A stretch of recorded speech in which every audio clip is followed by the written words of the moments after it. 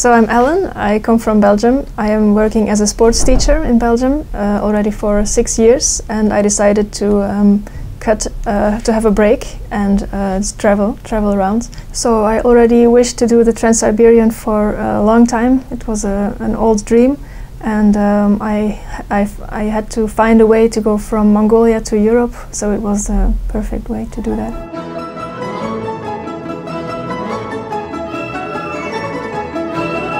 I didn't really have an itinerary for Russia, and to be honest, I didn't know anything about Russia. Only the things that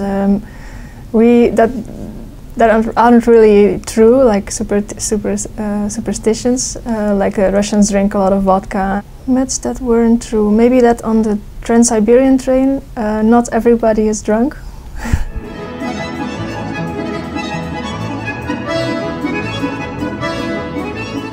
For instance, I didn't know that there were so many trees in Russia. All the time that I was on the train and I looked outside, always there were trees, and that's I think that's the first important thing that I remember. And the beauty and the greatness of the nature, close to Baikal especially.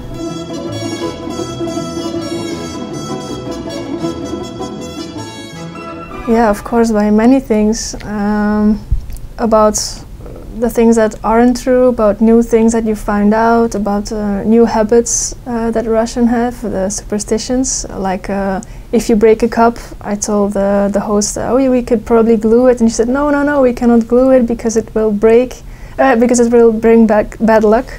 And for instance, when I leave the house and I forgot something, she told me, oh, now you have to look into the mirror first before you go out, otherwise you will have bad luck. Or I was pouring the wine one evening, and the bottle was empty, and I put it back on the table, and she said, no, you cannot put it on the table, you have to put it on the ground because it brings bad luck.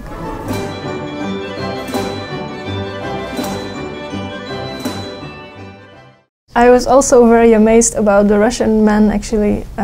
They appear to me like a real gentleman, much more than in Europe. Letting the lady go first to the door, or when they have a relationship, it's much more profound than in Europe, and they're much more serious about it. Like one friend introduced me to his girlfriend, and he said, this is my future wife, and I was amazed, like, wow, this is really serious in Russia. And they start relationships more early as well. I also think that the Russian women are different than the European women. The Russian women use makeup much more, and when they leave the house they make sure that they look fine.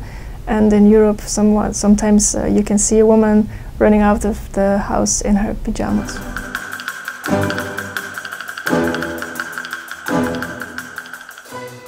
The Russian news is very different than the European one. If I look at the Russian news, I see things about Ukraine, and then I look in the internet for the news in Belgium, and for instance, it's not on our news, not even mentioned.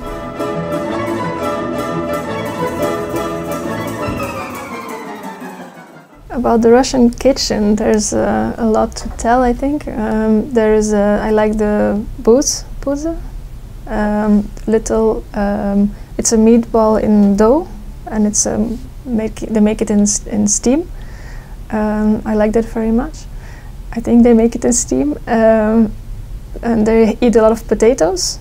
Sometimes a sandwich with potatoes is very natural, whereas in Belgium usually it's or the sandwich or the potatoes.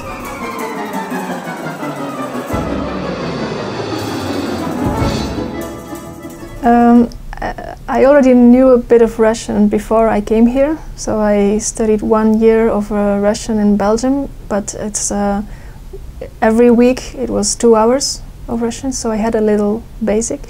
But I learned some extra words, but they told me I couldn't say them, like buchach. One drink is zbichin. I like that drink. Zabej, like atihach.